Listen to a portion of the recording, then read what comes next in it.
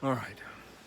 So, as our immigrant communities start doing the difficult work of eradicating the anti blackness that is readily apparent in our status quo, we have to come to terms with the parallel phenomenon of our white aspirationalism. And yes, those two things are related, but they're also quite distinct and require two different reckonings. Right? The South Asian Muslim community that I'm part of is only decades old. It exploded onto the American stage for the most part in the 1960s. And whether they recognize it or not, and I truly believe they did not, our pioneering forefathers traveled over air and sea to this nation to partake in whiteness.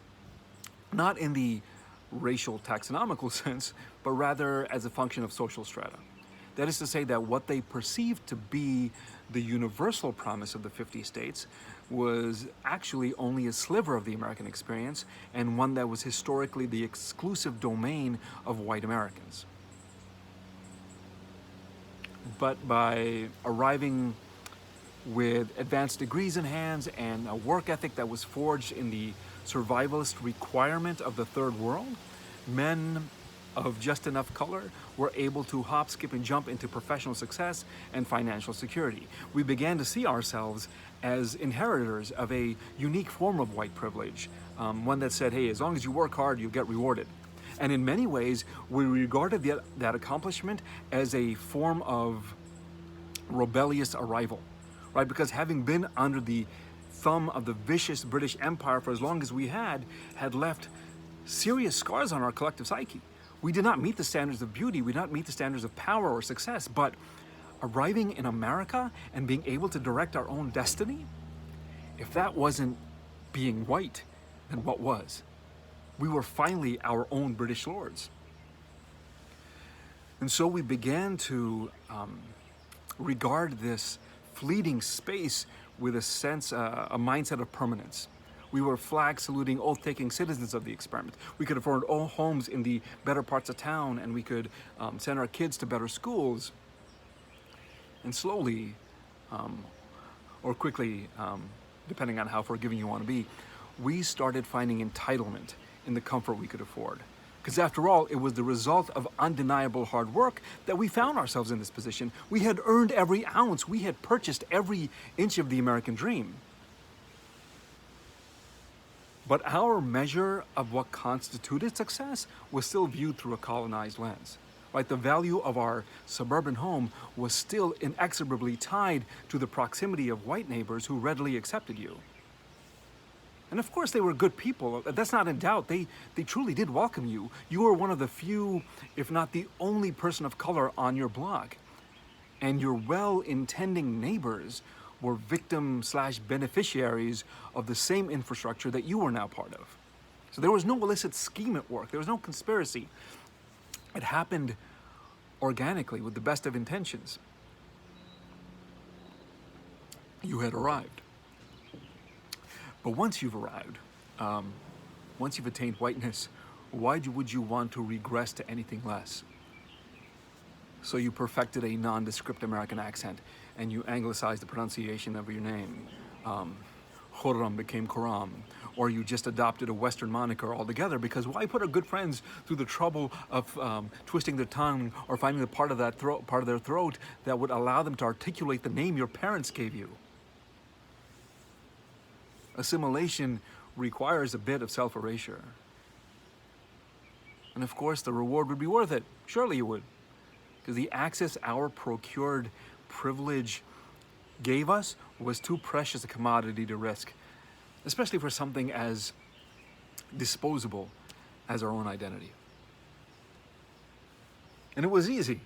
It was easy. We were programmed to do it by the Crown, by the British Crown. When the British left, we dressed the open wounds of occupation with salves of bleach, right, to lighten our skin. We make sure that our daughters don't play in the sun, because who would marry a dark girl? Ours is the only culture where being darker is considered having less color. But perhaps that's what we thought. Perhaps we thought that the true defeat of the British would not come from eradicating their power, but from us usurping it. Because if we could just attain whiteness, we would no longer be colonizable. enter America, where we've stood firm. Right? When the facade we've hid behind is systematically chipped away, we've stood firm. When world affairs rendered us extremists or terrorists or ragheads or sand, we stood firm. Our plight was distinct from the ones other Americans were fighting. Ours was a unique struggle, because if we could just prove our Americanness again, if we could just remind them of our model minority status, if we could double down on our efforts in pursuit of whiteness, then we would be welcomed back in.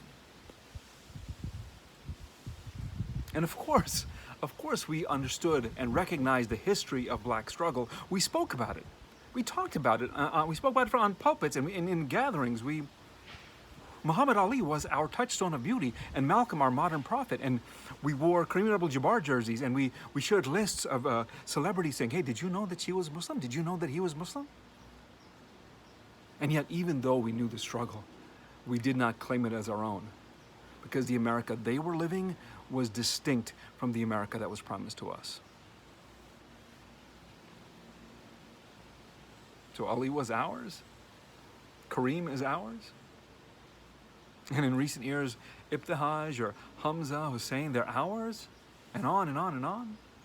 How? How are they ours? We didn't claim them for their blackness, because clearly there were many other black men and women that we could have broken bread with. Hell, we didn't claim them for their Islam, because there are clearly many other black brothers and sisters that we could have prayed next to. No, we claimed them for their celebrity. It was our communal pat on our own backs. But even those few that we did lend an ear to, that we did listen to, they told us exactly what they needed from us. But very little changed. Our mosque board stayed homogenous, and our overtures to politicians stayed the same. Because we knew better.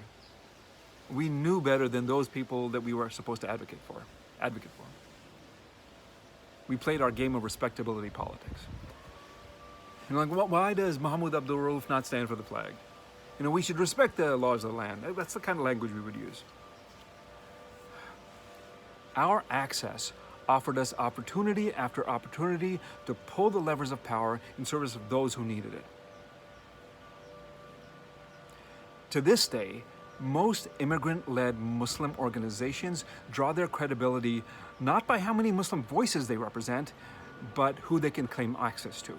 Their proximity to power matters more than their ability to leverage it. And as black bodies sustained more and more wounds, we retreated further and further into our procured whiteness. It wasn't that we were immune to their pain, it was just that we understood the fears that others added them. Right? Our hearts were with the oppressed, but our self-worth was tied to maintaining a degree of status quo. It allowed us, shamefully, to find sympathy for people losing their privilege in the same measure as for people finding equality. Or maybe more so, I don't know. Because we can watch the pain on the street and still bring ourselves to ask questions like, oh, I understand that they're frustrated, but why are they looting in their own neighborhoods? Why are they looting? I mean, set aside the fact that the looted can never be looters, because there are plenty of other authentic voices who are far more articulate and eloquent than mine that have already spoken on this, so you should speak them out. But looting, the word loot is an Indian word. That's its origin. We use it to describe what the British were doing to South Asia. Hum log lut gaye. And now we are weaponizing that word in a way that was never intended. None of this, by the way, was by intention. Our forefathers didn't come here with anything less than honorable intentions. They lowered their heads and they got to work at establishing their version of the American dream for their families. But by the time they looked up and took a breath and reflect on the path that they had taken, they realized they had fallen prey to the trappings of it all. I mean, they had done the tremendous, praiseworthy work of building houses of worship for their communities, sometimes at odds with city councils and county boards who did not want them there. But as they built these mosques, they inadvertently planted flags as well. So we got the Pakistani mosque, and the Indian mosque, and the Syrian mosque, and the Palestinian mosque. And And this was not in itself a unique phenomenon. Ethnic enclaves have always been a mainstay of the American fabric for as long as we can remember, whether it's the Irish or the Polish or the Chinese, the Korean, or what have you. But Islam originally arrived to these shores in the bellies of slave ships. And so the erasure of black voices in masajid built by communities of privilege is a deeply troubling phenomenon. But again, it happened without conspiracy. It was simply the path things took.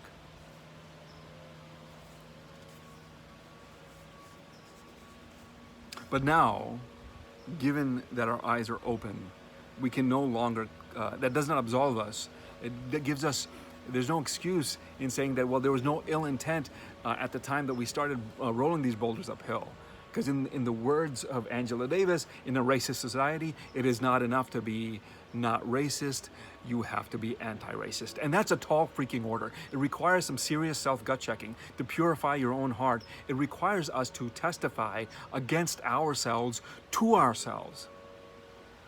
And let's be clear, this is not our moment. This sea change that we're working on is not for our benefit. Our main job right now is to be zealous allies and to do whatever that requires, to witness, to speak, to yell, to act, to get in the way and protect. This moment is not about us getting better. So why rail against the deficiencies and the shortcomings in our community right now? Because if we don't fully embrace and accept the reality of our own actual identity, how are we going to advocate for those who have no escape from the reality of theirs? Our brothers and sisters deserve better allies than we have been.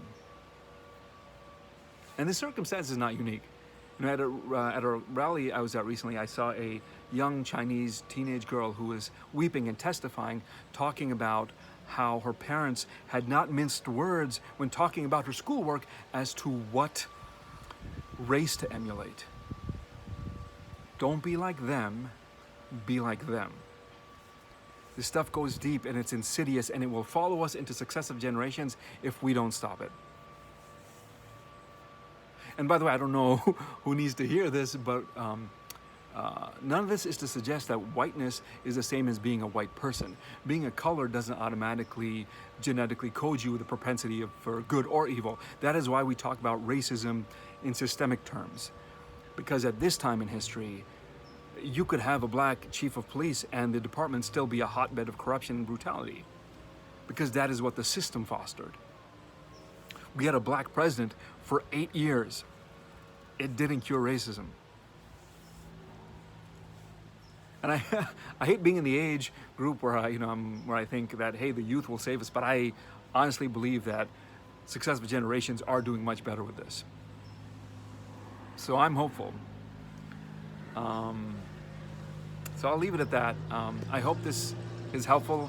I'm just someone who needed to get his thoughts out. Just a guy in his backyard with a phone trying to figure out how to talk to his kids about what our responsibilities are and where we find ourselves. So if it adds anything of value to the discourse, please feel free to share this. But thank you for listening to me go on and on and on. My name is Khurram.